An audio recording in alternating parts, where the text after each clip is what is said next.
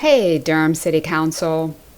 You know how the citizens have been documenting all the environmental damage and presenting it to you for over a year, while most of you still continue to pass poorly planned developments? Motion passes 4-3 with Mayor O'Neill, Councilmember Freeman, and Councilmember Holsey-Hyman voting no. You know, these large, out-of-state corporate developers that maximize their profits by mass grading right up to the property line and continuously blast, causing damage to people's houses and wells, including the 10 wells at Junction Road. Some living in Durham County rely on a well for their water supply. That's the case for Susanna Strasser. But around Thanksgiving, she says multiple wells failed along Junction Road, including hers. Strasser and others believe the issue with the wells is due to new development in the area. My water was full of dirt, like I told before, and I couldn't use it. I believe this been like almost a year ago. Okay. When exactly they start blasting in there. Okay. And that's when we heard the big booms. We even felt the house shake. But then the water started smelling very strong. Then we used to start using Clorox to go there to kill some of the germs in the well water. But then it worked like for 20 days. And then we had to pour more Clorox in there. And then suddenly the Clorox didn't help anymore. So it kept smelling all the black stuff coming out from the pipe, and then that's where we said, this is not safe to use anymore. They were doing a lot of development here, and our well collapsed just out of the blue early summer. When construction on a Durham development started miles down the road, Heather Holder says the rumblings from dynamite explosions caused her water well to implode. The horse farm owner went almost 6 weeks without. I'm the closest one to this blast site now, so they put this seismograph at the end of my house, but it's not showing any numbers on it. I can't walk out there and see how hard these blasts are when they go off. Is that because they're trying to hide something? And you know the seismograph boxes the blasters are supposed to put out? Besides the fact that no one has access to the numbers, the one behind Sandy's house never even worked. Do any of them work? A prime example of that is the Ellicksons, who went how many months without water, and somebody had to take water to their house over on Doc Nichols and Olive Branch for the same reason. They didn't have water problems before the blasting started, and the blasting company didn't pay for that. They're building a new housing development right next door to me. And since they started the blasting, I've had damage to my walls. The ceilings are separating from the walls. And I also feel a difference in the flooring, highs and lows in areas. There's a part of my window sill that's just kind of sitting there. It's just kind of balancing. And so there's been some interior cracking at some door jambs, separation in the ceiling.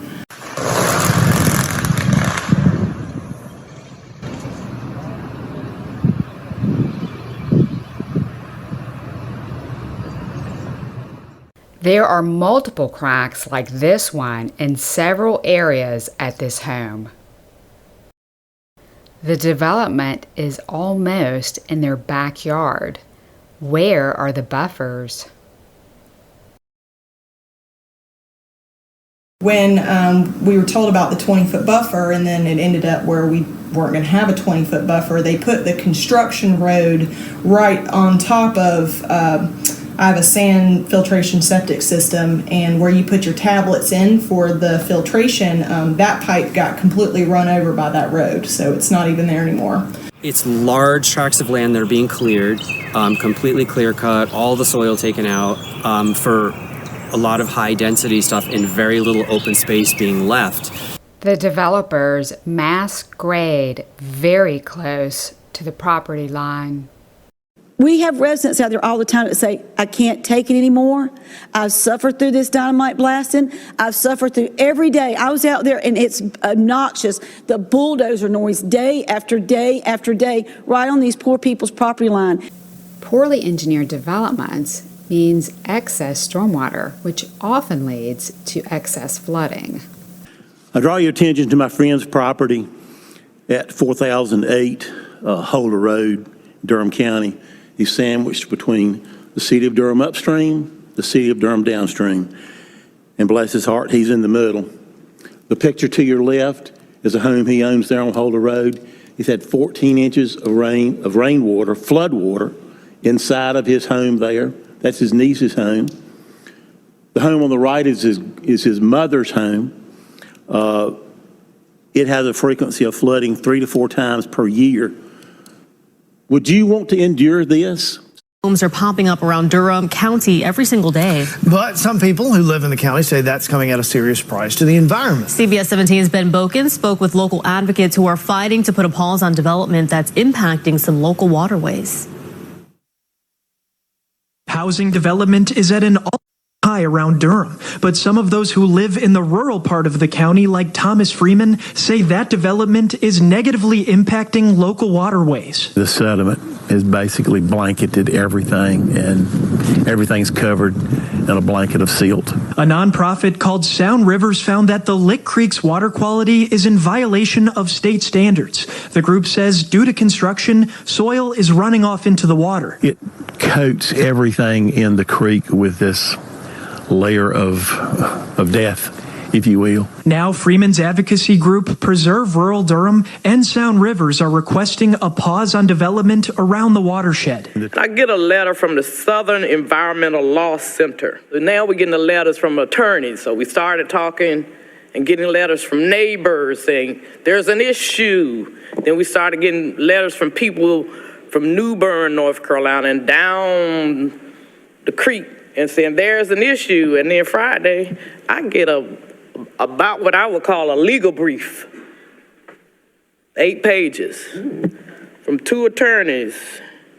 Folk I know that live in Durham and stay in Durham, we're not afraid of development. It just needs to be done in an equitable manner and in a manner that listens when folks start saying there might be a problem. Until we figure it out, my vote will be no. But when you're collectively counting all of the cases that have come before us with the lack of, respect for the actual existing residents, the actual acknowledgement that mass grading is destroying our streams and creeks, the consistent overzealous development push that we have to build has created this monster that has been unwieldy and unwilling to dial back, so that we don't see this type of development moving as fast and as quickly as it does in one particular area, especially around Lick Creek, or especially around other creeks that have been identified. I think that we're going to continue to see these Clean Water Act violations. The stormwater erosion is occurring at a rapid rate, and the more that you consistently keep approving these developments, it's going to continue. You win every time that you speak to what we should be thinking about as a city. We have to figure it out. And I appreciate your matrix. I appreciate the pictures that actually demonstrate what is happening on the ground. Because if and when we hear about the child that fell off that 15-foot cliff that was created by mass grading, we cannot say we didn't hear about it. We didn't know. What I try to do is look at each individual case. So my sometimes voting goes with yes, sometimes it goes with no, right?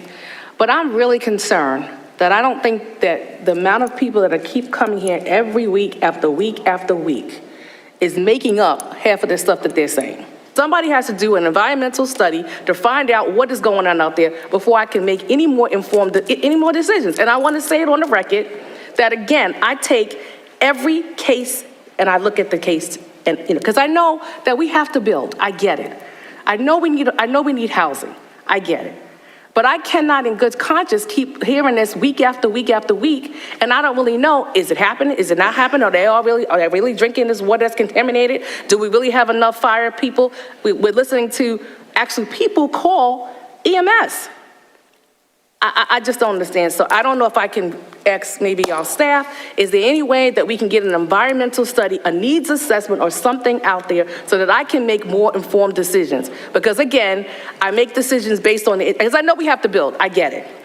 And so I've learned that. But I also know that I can't continue in good conscience to keep voting for this stuff, right? Or not, but whatever. And we're putting people out there. And if you're really saying that this is happening out there, I gotta know. So I'm based on, I need evidence, needs assessment, what is going on. Thank you. There's more damage being documented on a regular basis. We understand people need housing, and we aren't against development. But if you're approving developments that deliberately cause harm to the residents and the environment with full knowledge and no accountability, that's a different story. Our pleas to use engineering practices that consider the unique soils and slopes of the land are ignored, along with our concerns of damage from blasting. To be very honest with you, we know when we come in here we're going to lose. As citizens that care, we need to come in and present the case. We need to ask for certain proffers, things that would do a better job of protecting our community, and that's why we come. Many developments in southeast Durham continued to be passed by a 4-3 vote. Since our presentation started over a year ago, Mayor Pro Tem Mark Anthony Middleton and Councilmember Leonardo Williams voted yes for developments in southeast Durham 100%. Javier Caballero and Jillian Johnson have voted yes on all but one, but then voted yes in a later vote. One solution is to have the developer pay for new wells or any other property damage. Another solution would be to have the developer pay to have the residents hook onto city water. But that isn't entirely fair because then you'll have to have a monthly water bill that you wouldn't otherwise have. Who do you think should be accountable for all the environmental and property damage? I suspect that if those of you voting for the developments had to personally pay for all the property damage, wells, stream restorations, we could come up with a solution pretty quickly. I think the biggest issues are mass grading and blasting.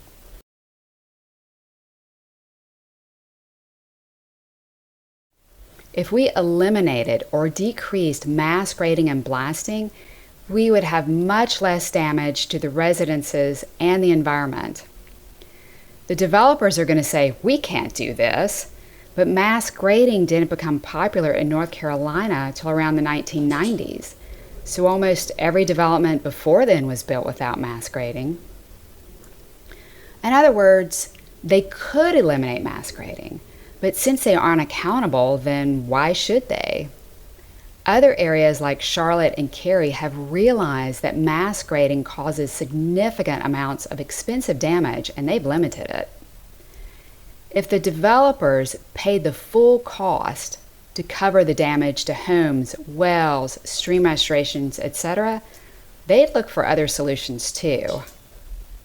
Thank you to all of the city and county officials, organizations, and individuals who stand up for the citizens and residents of Durham City and Durham County.